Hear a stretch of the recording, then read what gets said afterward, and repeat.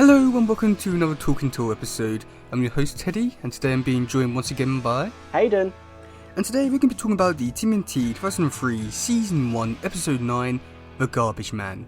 So quickly before we do get into things, we do have a comment from one of the previous podcasts we did. Ooh. I don't know if I'm pretty sure I told you about this beforehand. Okay. But this is for the Episode 1 of this series, and basically I put out asking if like people thought that if this was better than the 2012 start.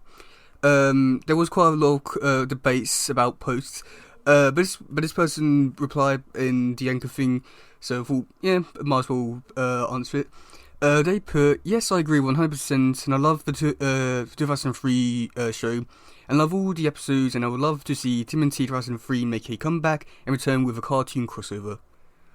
And yeah, I don't think you can really speak too much on that, but yeah, I definitely would like to see that. That would be pretty cool. Okay, so with the episode itself, what do you think about this episode briefly? Well, I don't know how I can put this into words briefly, but this episode, I know I say this to every episode, but this episode was a good one. I did enjoy this thoroughly. I loved the whole story behind it, the new characters behind it, the whole sense of it all, and how different it is to most other stuff that I've seen. It is a really good and really well played out, which is amazing. Yeah, let's see that for me, this episode, is one of those episodes that I've always liked, and I feel like it is. I mean, it must admit, it has an amazing story, one which I feel as though doesn't get told enough, and I feel as though is one that like more shows should tackle, because it is such a big problem in society and stuff like that with all the homeless stuff. But at the same time, I do think by the way they did things in this episode with the dangerous garbage truck and Garbage Island and the Garbage Man, it come off as a bit jokey, and it feels though that they started off doing a serious story and then realised how to dumb it down a bit, and then we got this. So yeah, that's actually a good point. Okay, so yeah, in the beginning bit, we do have two homeless people searching through the garbage, and that's when they come in contact with the garbage truck. What do you think about that little scene? That scene was alright. It was decent in my opinion. We got introduced to some of the people outside of the turtle universe. Well, not outside, but outside the turtle group, if you understand, which is kind of cool. We saw the truck. That was pretty cool to see, and I just quickly want to say I loved how they did the lighting on this particular scene, with the red lighting going up against the walls, and how the two homeless people were running away, and you could see their shadow on the back of the wall. I just found that quite interesting, and how they use the lighting to the advantage to create a more diverse and specific scene to promote fear, to promote anxiety, and to promote the afraid of the homeless people, which was pretty cool to see, and I did enjoy that scene. Yeah, I'd say that with the lighting, I do think that it really did set up the whole mood and tone I feel like they were like originally going for. We were trying to make this like a big serious issue, and like showing the people's like fear and all that. And I do think it did a marvellous job at that. I don't think I have anything really bad to say about it. I just wish for like they kept this all tone throughout this episode. But then we do get into the next scene, which I feel like you enjoy quite a bit. We got to see the turtles collecting gear to take back to their home, and I must admit, I really do enjoy the scene. Just to see the turtles interacting with other people, that's always great to see. And then also just actually collecting gear, it makes it a bit more, I don't know, I want to say a bit more realistic in a way, with them actually seeing how they got the stuff. I do think that was really amazing. What do you think about this scene? I 100% agree with you there, Teddy. I did like this scene as well, because, like you said, it makes it a bit more realistic on how they get the stuff, their new layer, and how they're building it. And of course, it's very different to the 2012 series that we watched, and seeing them how they just instantly made up this new technology, and how they just magically had it. But this episode showed that they are going out, they're scavenging, they're looking through the rubbish and trash, and they're building something from it, which is pretty cool to see, and they're recycling. And throughout this episode, there's a huge theme of this going throughout. They're trying to find stuff on how they can use for the layer and how they can use the technology for. And I really did like this scene. Sure, it was only a small scene out of the whole episode, but it was authentic, if you understand. It was very authentic, and it was very, I'm not too sure, it was very personal for this series, and it just shows how much depth the creators and the animators have gone into the whole story of the Teenage Mutant Ninja Turtle universe, which is just awesome to see.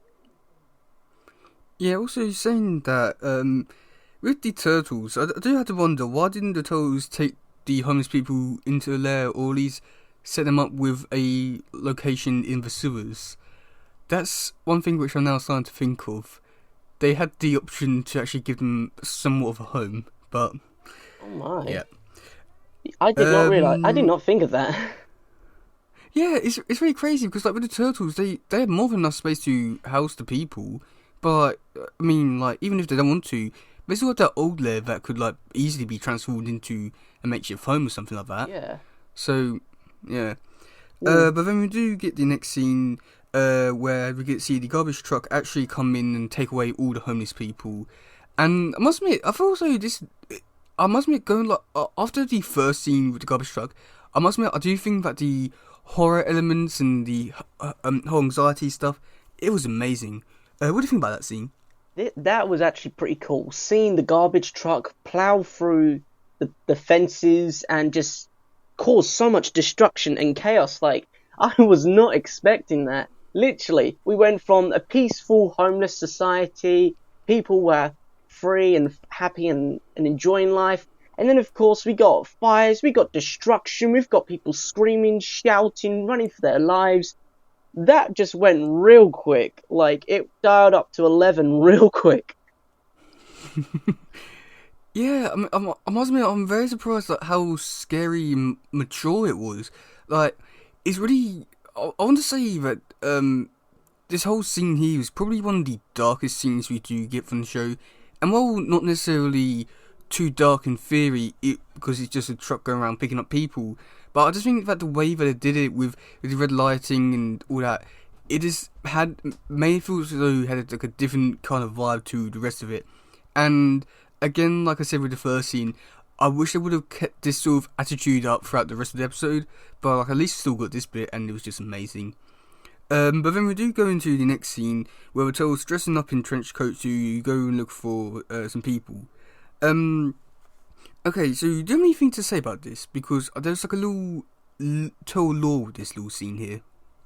Not really, no. I didn't really have much to say about the turtles going out in trench coats, but one thing that it did remind me of was they kind of remind me of like, this may sound a bit weird, but they kind of look like mafia, you know?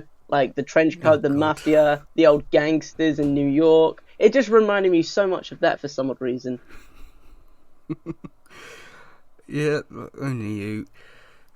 But yeah, actually with this scene, it's actually really interesting because in every version of the Turtles, they always have at least one turtle dress up as in a trench coat. And it all started with the 87 show, and surprisingly, he has carried on ever since then in every version. I must admit, and so I think this might be the only time they do have the trench coat stuff in this series. And I must admit, even having it in here, I know that you probably don't really think too much of it, but I must admit, knowing because where it is and all that, it did feel a bit different. I must admit, it did feel a bit weird and a bit cartoony and just a bit jokey compared to what they were trying to do. But I do think that the lore with the trench coat stuff was just amazing that I was even able to fit it in here and still somehow make it work without making it too cartoony. But that's when the turtles decide to go to the garbage island. Yeah, am I missing something, or are we just going through this episode really quickly? I was gonna say that you kind of missed out a few things. Like we missed out in the introduction to the new characters. I kind of had something for that planned as well. Yeah, we're going to say it because I feel so. Because I feel as we're going. Yeah. Oh wait. Yes, we did miss something. But yeah, do you want to say something about the characters? Well, yeah, I wanted to say about the new characters back at the homeless village underneath the bridge. I just wanted to say I wasn't expecting one of the voices to pop up. The new character, the Professor, as the turtles call him. I really did enjoy that, listening to that character.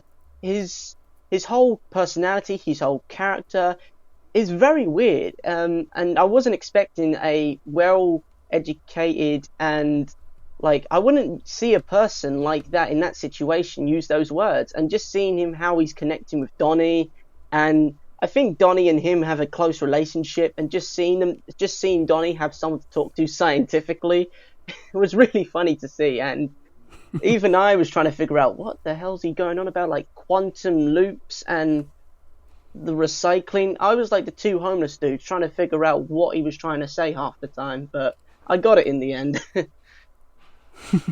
I'll just say about Professor, he was actually the only homeless person that I really did care about. I think it's because of his voice. But I do think that like having Professor, like a well-educated person, I do think that's like a really great example of the homeless aspect of this episode. Where basically, this could happen to anyone really, and yeah, I do wish that like they would have, I don't know, showed some other examples, like not just like these homeless people just looking around for stuff, because I know that like with homeless people, like they always find it hard to get off like get out that cycle. I do think that would be a bit more interesting to see a bit more the homeless side, if that makes sense. Because if also they just showed the homeless people, they didn't really explore the homelessness of that. So I thought that could have been a little bit more interesting, but at the same time I don't really know how you could really show it off too well. That is an interesting subject, yeah. Yeah, I just think that this whole, like the whole message they do have in this episode is a really great and fantastic one, and one which I'm very disappointed that most shows are not, don't even think to tackle, and they do have like the very stereotypical like homeless people stuff, I would say. So I must admit, like showing it in here was very refreshing and very unique. I just wish that they would have explored a bit more and not joke around with it a bit, but yeah. But then we do have a really amazing car chase scene with the barrel shell chasing down the garbage truck across the docks and into the waters. What do you think about that scene? Well, one, I wasn't expecting Mikey's quotes, like his reference to the Jaws. I was not expecting that at all, and it was quite an interesting quote.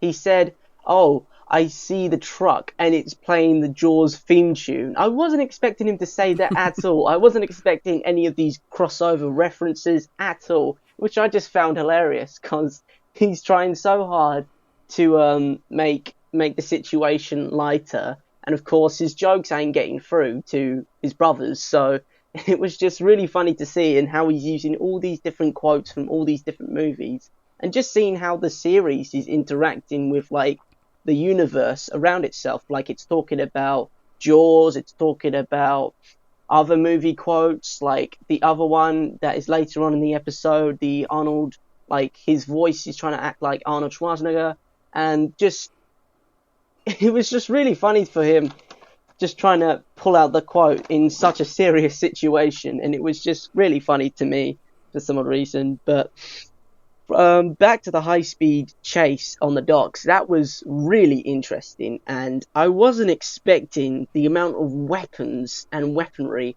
on the garbage truck at all. I know he had the giant metal arms, but I wasn't expecting the chainsaw blade, the flamethrower. Where the hell did that come from? Like, where?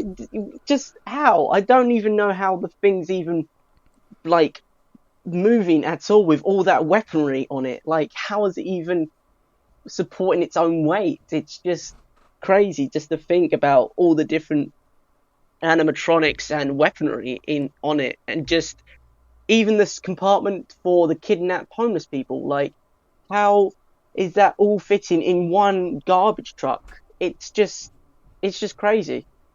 Yeah, I'd say that with the scene, I enjoyed the Jaws scene, but like, that wasn't the scene that like really made me laugh. It was the one where at the end where Mikey goes TMNT, what you care is what you see. I love that bit so That much. was Uh, that was I wasn't expecting that one at all, and I gotta say I did agree with Ralph on some of his quotes. It's like, Mikey, you gotta stop, all right, mate. This is like, you're just embarrassing yourself, and I did have to agree with Ralph on one of them. Like, he was trying too hard, and he was trying to get a laugh out, but sometimes he just needs to realize, it's like, mate, it's not working. Just stop, please. I don't want to see you being embarrassed. yeah, but yeah, with the whole chase scene, I was really surprised with the actual like weaponry they use and stuff like that. And must admit, like for the actual first chase scene in the show, I do think it really did like set the like barrier or like raise the bar to what like standards we can expect for like chase scenes, and it was really amazing. I really did enjoy it. And I do think that because it's a very different fight to what we're normally seeing with like actual physical people fighting things and stuff like that, Mm. to a flamethrower fighting a truck and all that. It was very unique, but it worked somehow. And I do think that like it definitely showed off both vans in a very creative and unique way. Something which I would like them to explore a bit more and show off the Bow Shell in a more aggressive mode, I want to say. And just go up against fight some more people. I know that it's somewhat a bit hard to just, like, especially in a kids show, to go into a van and kill those people. But I do think that it definitely did show the potential that this like van does have. Okay, so for the next few scenes, we see Turtles realise the garbage island, and they go home and get some information. And Mikey does his Arnold impression, and then that's when they go to the island. What do you think about these scenes? Those scenes were decent in its own right, but with the Arnold Schwarzenegger voice, that was funny to hear as well.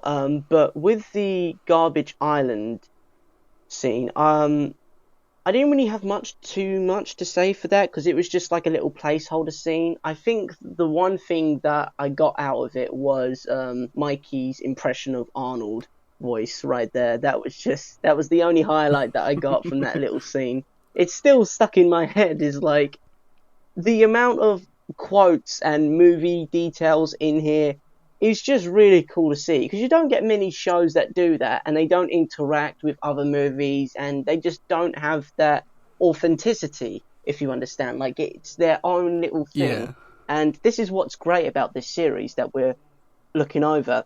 It's very authentic. It's got its own theme, its own stuff around it. It's showing interaction with other stuff within the universe that's realistic, and it's actually referring to real life as well. So it's connecting with the audiences on different areas.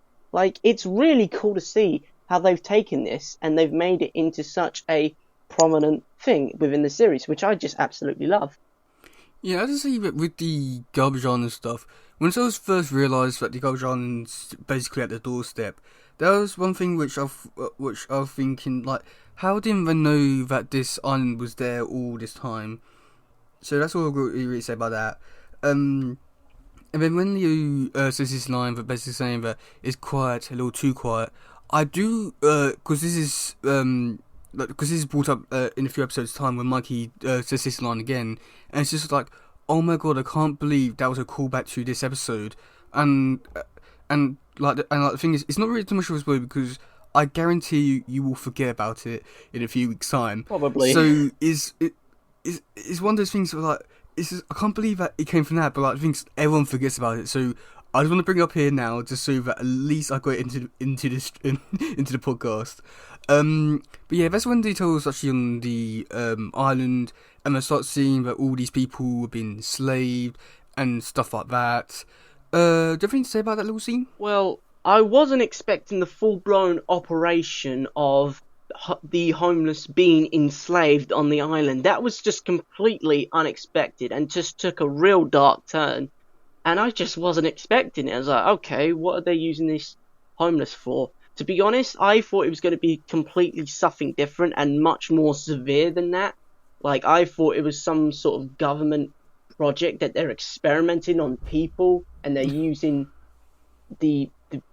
those people just to experiment on, and I thought, oh my god, this could get real dark, and then thank God it didn't. But even so, that scene just took me by surprise. I was not expecting it at all, like the full blown mining operation, and then using the homeless people, enslaving them, working in horrible conditions. I just wasn't expecting it at all.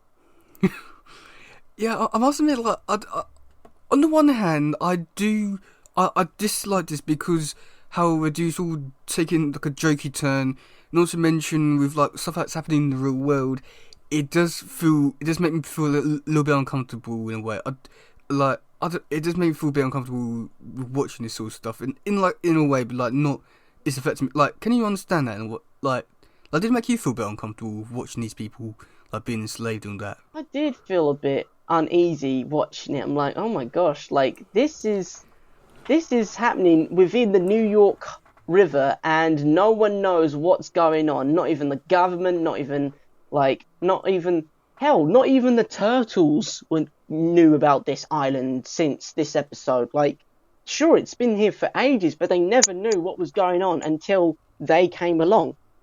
Like, it's just crazy. Yeah. Yeah, yeah. I mean, like, it's one of those things where, like, I dislike it because how jokey they make it, and also it does make me feel a little bit uncomfortable watching it. But at the same time, I do like how, in a way, it is somewhat realistic, where people, like, I mean, people don't really care about homeless people, really. I feel like everyone can really admit that.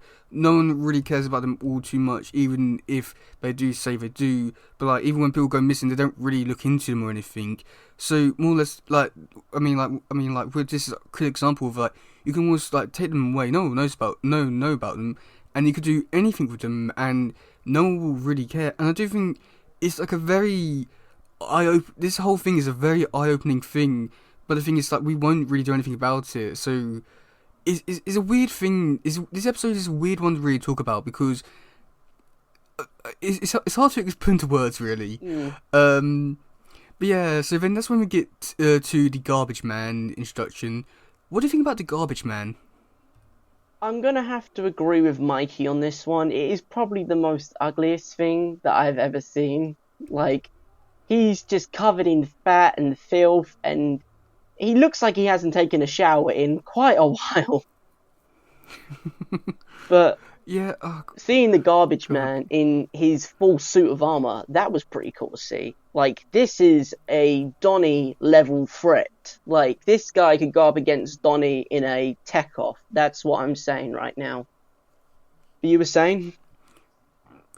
Like, Garbage Man, I like him because how unique he is, and also, like, he's like this is one of those episodes which I watched quite a lot as a kid. So it's like, oh, cool, I'm watching this episode again. But at the same time, it, like, what I've been saying throughout this episode, it does come off as a bit jokey in a way, where once he build his garbage, where he's building a garbage empire on Garbage Island, with, like, it just comes off as a bit joking and feels though he's not taking it a bit too seriously. But at the same time, it is so unique, and this type of stuff that you would see in Turtles, you would not see this in Marvel or DC. Oh, So you wouldn't see this anywhere full stop. Like, I don't remember a yeah. show taking this sort of pathway before. Like, you would never see a show like this in today's world, would you now, Teddy? You would never. Oh no. I mean, like, I do think that's like one of the, like, good things about this episode, because, like, this, I would say, it might be the only episode only episode on TV or movie that focuses on homeless stuff. That's not doing, like, the stereotypical stuff they see with homeless people. But at the same time, what they do with it is a bit questionable, I'd say. Mm, definitely. Like, it like you said, it is hard to explain. Yeah, because some things that I do feel so a bit jokey, but at the same time, some stuff is a bit hard to explain because of everything, and a bit uncomfortable. And then some stuff, like, it's a really weird episode to really talk about without really feeling a bit uncomfortable with not planning your words in advance, because, like, most of the stuff in this episode is very, like, a touchy subject in a way. Mm. But at the same time, even after this episode, even though we know all this stuff about the homeless people and all that, like, the reality is like we're still not going to really do too much about it, and I do feel as though I'm speaking for everyone really, because even though we can say that, oh, we'll help this person, but then it sort of becomes like one of those things of like, if you help that person, why don't you help another person? It's one of those weird things that whatever you do is not enough. So yeah. So yeah, with the final, or one of the final scenes, we do have the turtles going against the garbage man. What do you think about that scene? Well, the turtle, excuse me, the turtles going up against the garbage man. That was pretty cool to see. And I've got to say this, I feel so sorry for Raph because he literally just took a full-on hit from the garbage man. Like, he's gonna need a couple of showers to wash that out. Let's just say that, all right? Well, it's no different from like from turtles being in the sewers. So yeah. Oh my god, yeah. Why didn't I think of that? Oh, But but yeah. yeah, seeing the garbage man and seeing his weaponry, like I was referring back to Donnie and the garbage man's tech off. Like honestly, the garbage man has so much money and funding behind him. He's got a full-on tank with flamethrowers, a garbage dispenser, and missiles. Missiles, like how is that even possible? Like this is like I'm saying this before, it is a Donnie level threat, like an Avengers level threat, but it's a Donnie level threat. Like this guy and him could go and have huge battles with him, tech offs. Like he's gonna have a technology build off, and this guy is gonna be a major threat to Donnie. I can see that happening. Yeah.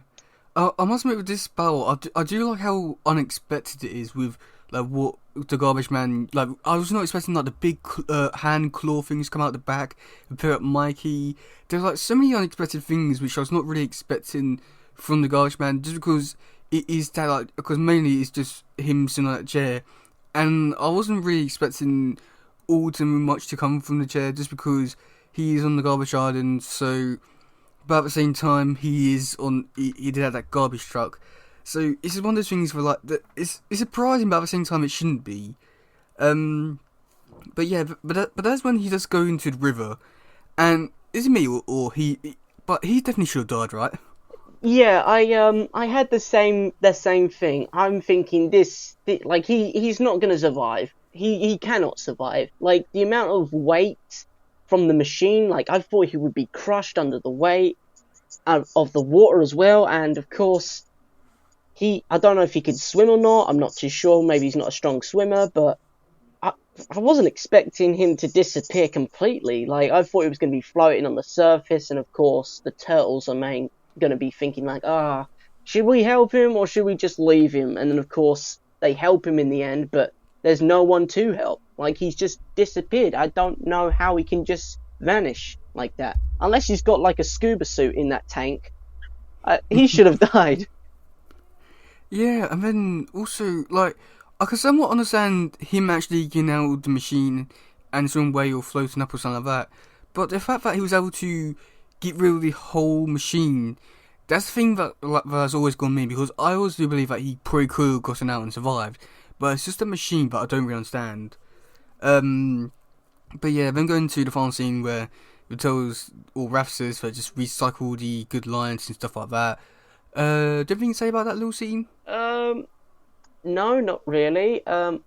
Except the fact that he's got a point. Like you can't keep recycling old things. You got to keep up with the new. Like you can't always keep like sticking to one set of quotes. Like it's good to have a difference. Like it's good to be different. It's good for change. It's good for a lot of things. And with this episode in general, I think it shows a huge amount of themes. Like for instance, the homeless, and of course about recycling as well, heavily on recycling. And this episode tells us different stories within its own universe and its own storyline. Do you understand where I'm coming from, Teddy? Yeah, I definitely do. But I just think it's one of those things where, like, even though they're sending out the message, what will we really do about it? It's just one of those things. I don't know. It's one of those things for like they can. I don't know. It's hard to put into words just because full I've already explained it, but at the same time, I don't think I've explained it enough. Oh god. Yeah. Yeah. What do you think about this episode overall? Overall, I really did enjoy this episode. Like, it was different, it was bold, and most shows don't explore these different themes anymore, which is sad. Like, the recycling theme and how it's good to help people in need. Just seeing that in this episode alone, like, I was not expecting any of these themes to pop up, especially in a Teenage Mutant Ninja Turtle episode. Like, I'm thinking, oh, the turtles are gonna go fight the Foot Clan. Oh, the turtles are gonna go and save April again. I was not expecting this at all, and it just blew my mind really. Like, I was not expecting it. It was a huge surprise. Like, they just took a different turn in a completely like other direction. Like, from the 2012 series, it was constantly action, fighting, but in this episode, in this series alone, it's they just changed it completely, which is just awesome to see. Yeah, I'd say, well, like, overall, this episode, I would say it has an amazing story, but I do think that, like, it does, like, certain aspects of this episode, it does come off a bit jokey in a way, and like I've already said throughout this episode, while it is a great message, which I'm very disappointed that, like, more shows aren't trying to promote, because this is, like, a really big thing in the world, and one which is, like, probably won't go away. In fact, it will probably get worse over the years. So I feel also it's one of those ones that we probably should start like showing off more to the next generation, try and get that all sorted out, and hopefully even solve the problem. But I do think that's just one of those things that even though you can get the message out there, it didn't still doesn't really do too much for the person for the actual viewer themselves. So I think this episode overall is an amazing one. I just don't really know the actual impact it has on the actual viewer. So yeah, do you want to read some comments? Let's hear him. Okay, so Facebook, we got Anna Parik, I'm pretty sure I'm saying that right. They say, I remember laughing hard at that episode as a kid, but now it really makes you think. They could have gone more into depth with it, but it is a great episode anyway. Also, you were surprised to see Donnie and Raph's on Raph's bike. Yeah, that was a weird thing. What did you think of that little scene there? Oh yeah, Raph's bike was taken out by Donnie, and to be honest, I was thinking it was a mistake that they've got the wrong color helmet on. But then when, of course, Donnie took it off, I was like, hold on a minute, what's going on here? Like, have they messed up the coloring again with the turtles? But no, it was Donnie riding Raph's bike, and it was pretty cool to see. Like, the bike isn't just for Raph; it's for everyone.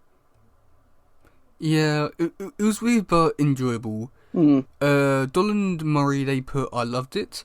Little Rizzy, that kid, they put, one of the underrated ones from that season. And yeah, I definitely would have to say that it's very underrated. Like, even not just from this season, but as from an actual story itself, from across anything. Dennis Brown, they put, is a good one with a nice message. Never was a fan of the Garbageman character, although I heard rumours about a story which I will explain when we get to trivia stuff. Alex Funk, they put, I don't consider it a standout, but I don't have anything bad to say about it, really. It gives some insight on how Vittel salvaged materials to keep their home running, which one of the episodes didn't get deleted, in a way. Again, I'll explain a little bit more about that. Haruk Hovat, I'm pretty sure I said it right. They put, fun fact about Raph. Oh no, wait, hang on. I think this is actually for, and yeah, that was for another episode. Hey, Reddit. Well, a few more this week for Reddit. Oh. Nana Melina Ninja. I'm pretty sure I said it right. I've seen someone feel like saying it wrong, so sorry. They put, I love the Garbageman introductory episode. The writers brought up some points about how society treats poor and homeless people when they easily could say screw it. It's just could show, let's write a first story. And yeah. Wow. Yeah. I wasn't expecting that comment, yeah. Yeah, I must admit, I was quite surprised with some people, like, comments saying, like, how, more or less, like, what we've been saying about it. The Verena Scribe, they put, remember liking it when I saw it, but I haven't watched the 2003 series in it went off air, so I don't really know how I feel how it holds up. And I would say that it holds up quite well. I'd say. Chicken Invader. They put as a kid I thought it was cool, but hella disturbing, lol. And yeah, I definitely have to say, looking back on it now, that is really disturbing. Yeah, like as a kids episode as well, like it's a very deep and touchy subject, especially for like a children's series. Yeah. Going really fast, they put the Garbageman episode was my least favourite episode from season 1. I really don't like it. And I must admit, I do think it's not the worst episode, I'd say. Matthew Hitch, they put love it. Moon Dreamer, they put I found. Oh wait, that was talking about another thing about the episode that we'll be discussing in a minute. Alright.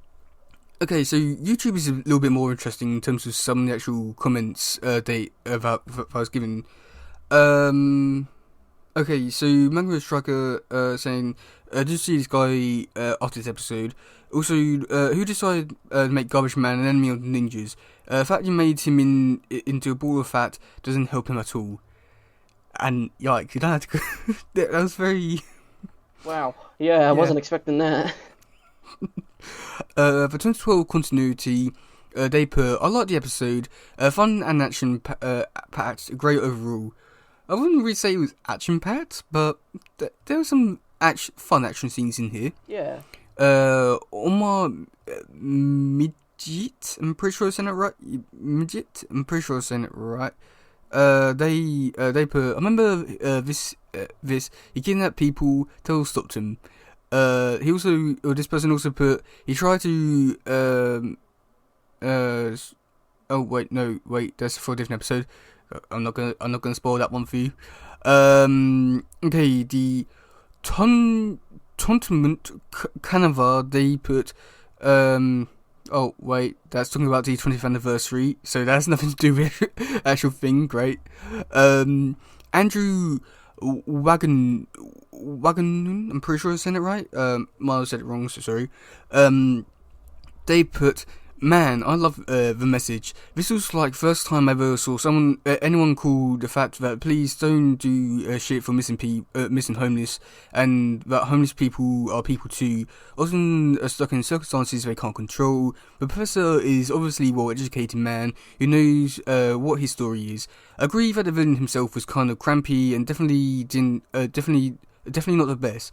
And I hated the fat-shaming undertones I got from the episode, but I feel like the Garbage Man as a character could have been so much better developed if they had gone the episodes about one which we'll be talking about in a minute.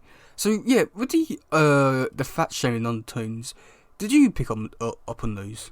To be honest, not really. No, I didn't pick up any of shaming in any of that order. I just watched it as the episode was intended. Like, it was. I didn't pick up on any of that. At all. I think it might have been when Mikey was calling him names. I think that might have been it.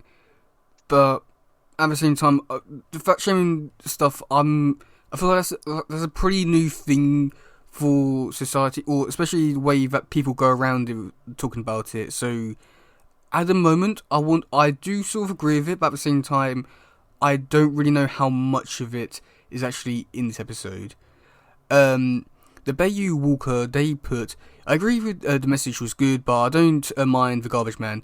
Unlike most 2003 Timothy villains, he didn't take himself too seriously, and I like seeing more campy, hammy villains like the original cartoon for a change of pace. He wasn't too jokey and still managed to be creepy and fit in with a new darker canon. His Scrap's backstory was also quite dark and disturbing too. Okay, so do you want to talk about some trivia now? Let's hear it. Okay, so for the trivia, we have this. This marks the first appearance of the Garbage Man. Michelangelo says his 1987 counterpart catchphrase "Cowabunga" for the third time. Michelangelo references Arnold Schwarzenegger, Superman, and Jaws. As the turtles run across the island, Leonardo's mask becomes red like Raphael's, and then changes back. Now, so for the scrapped episode, because this episode was scrapped because how dark it was. So this episode was seeing Garbageman's backstory, which he was actually a conjoined twin to Hun, of all people, which is... What? Oh my god, that's... Yeah, Hun and Garbageman are brothers, conjoined twins, but because... What? Yeah, right, hang on, it gets a bit more disturbing. So, Han had the full body, and Garbageman was on his shoulder. So their mum decided to take him down a back alley to have Garbageman surgically removed and then thrown in the garbage because he was considered garbage and all that. And that's how he became the Garbageman. But in this episode, it would have been so much more disturbing because I would have finally come in contact with him. And at the end of the episode, Garbageman would have gone into a vat of acid and burnt to death. And it was scrapped, for obvious reasons. What? Sorry, give me a sec, my brain is still processing what you've just said. Yeah. Who? What? What? Yeah. Okay, so this is supposed to be for season 5 episode, and they started doing these storyboards, and they didn't get into the actual voicing bit just yet. But they started doing. They had the script all done. They had storyboards done and stuff like that. But then when they were about to start production on it, it was actually cut, and they actually scrapped the whole episode itself because of how dark it was, rightfully so. And then Mike Pollock himself, when I got to speak to him about it, he said that he heard rumours about, or heard things about it, but he never actually done anything for the episode itself. But the thing is, with season 5 itself, that whole season was delayed a few years, and got season 6 in. It's a weird thing. I'll explain when we do get to that whole thing then. But season 5 is quite dark, but that episode in particular was one of the darkest ones which they would have done, and rightfully so. It did get cut. Okay, so do you want to hear the cast for this episode? Yeah, go ahead. I'm just still processing what was just said. I'm like, God damn, I was not expecting that to take a dark turn. Oh. Okay, well, this week I already know who I want to talk about because you'll be surprised with someone in here. Okay, so Sam Riegel does Donatello, Michael Sinterklaas does Leonardo, Wayne Grayson does Michelangelo, Frank Frankson does Raphael. The Professor, now this one was honestly is up for debates really, because on one side it says one thing and another side it says another person. So on Torpedo it says Greg Carey's done the voice of Professor, but on IMDb it says Dan Green did it. Ernie was voiced by Frank Frankson. We've got Phil, voiced by Eric Stewart. Then the Homeless Guys, voiced by Michael Sinterklaas and Wayne Grayson. Okay, now the thing is, I saved the Garbage Man for last, and you're probably wondering why, aren't you? Yeah, I am a bit. Okay, so does Mike Pollock mean anything to you? Mike Pollock. I'm not... What? No, sadly it doesn't. Should I know Mike Pollock? Well, I feel like you would if you know Eggman from Sonic. Oh my gosh, no way. Yeah, he did Eggman from Sonic. Oh my god, oh, Eggman and Sonic, that Mike Pollock. Okay, now I can hear the voices. I can hear the voices now. Yes, I can hear them. But you might also know him from Pokemon as the narrator for like every episode that starts off with, and also the ending will Ash finally be able to defeat this character next episode. He does that voice. Oh my gosh, no way. 162 episodes. I can't believe I never recognised it before. Until... yeah, Jeez, he's been in a lot of things. Like, I'm just looking through his IMDb now, and yeah, the Sonic Boom series, there's Dr. Eggman, a lot of Sonic series. Wow, a lot of Sonics. Just Cause 3 as well. He's been in the video games as well. Lego Dimensions, a lot of video games as well. A lot of Sonic series. Yeah, It's not a lot. I did not expect that at all. I think it's like a lot of stuff you was not expecting in this whole podcast. Yeah, this episode just kind of went. I was not expecting none of it. Like, my prediction for last week's was completely off. Like, really off. Yeah, but like the stuff that has been, I know there's a lot of anime and Eggman, but I do think that he's in this weird position where he's done like a lot of really interesting stuff, and it's just one of those fascinating people, I'd say. Yeah, definitely. Like, Sonic, I used to watch Sonic all the time, and just not recognizing his voice until now, it's pretty bad. Shame on you. Shame on me, You had one job and you couldn't even do that right. Ugh, call yourself a fan. Yeah. Okay, so for next week, which is actually going to be a two-parter, or the first two-parter for this series, and it does somewhat give it quite a lot away in terms of the actual episodes, is called Shredder Strikes, Part 1 and Part 2. What do you think is going to happen in those episodes? Well, I think I'm just going out on a tangent here, but I think the Shredder attacks the turtles. Okay. Is that your only answer? And the Shredder is gonna win in one of the episodes, but I think the turtles are gonna come back in the second episode and defeat the Shredder.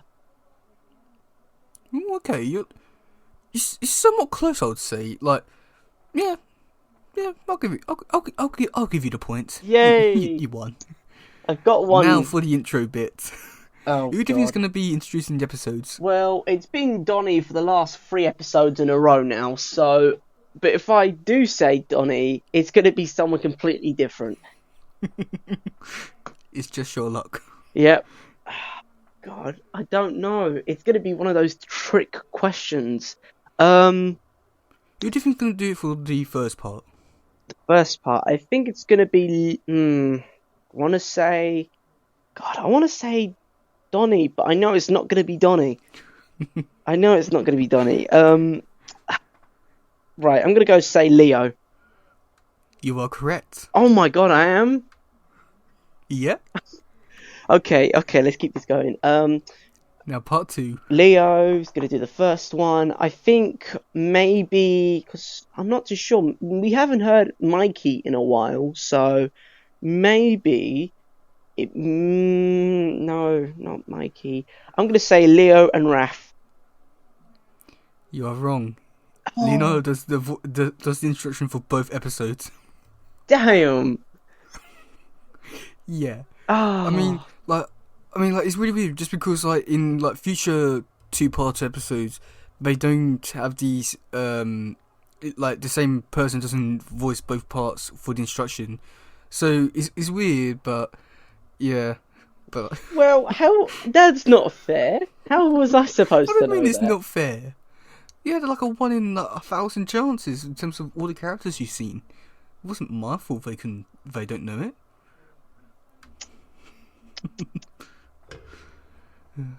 Nah. I'll never take the blame. But yeah, so do you have anything else to say about this episode, or it's all done with it? Not really, no. I've mostly said what I've wanted to say about this episode, but just to briefly say, I really did enjoy this episode. It had a lot of dark subjects and a lot of touchy ones as well, but it was nicely put together and nicely portrayed to the audience, and that's what I just like about it in general. They took a dark subject and they made it watchable and somewhat enjoyable to some extent without going into the absolute details about it. But yeah, it was a really cool subject, really authentic, and really unique to this series, which I just like about watching this series so much. But yeah, all I got to say, it's really unique and really different, and I'd like to see more of it. Yeah, I think the only thing that I've got left to say is just if any like TV show people, movie makers, whatsoever are watching this, please actually try to get this message out there to more people. As this is like a very strong message, and like to anyone who's actually listening, if you do see a homeless person, help them out as much as you can. Yeah. So yeah, if you want to get onto the podcast in terms of any messages, you can leave a text message on Anchor or voice message and read it out, or listen to it. You can leave one on the YouTube community tab. You can leave one on the Facebook pages or the Reddit posts. But yeah, I'm being your host Teddy, And I've been Hayden. and we'll see you soon. Goodbye, yo, bye. Bye.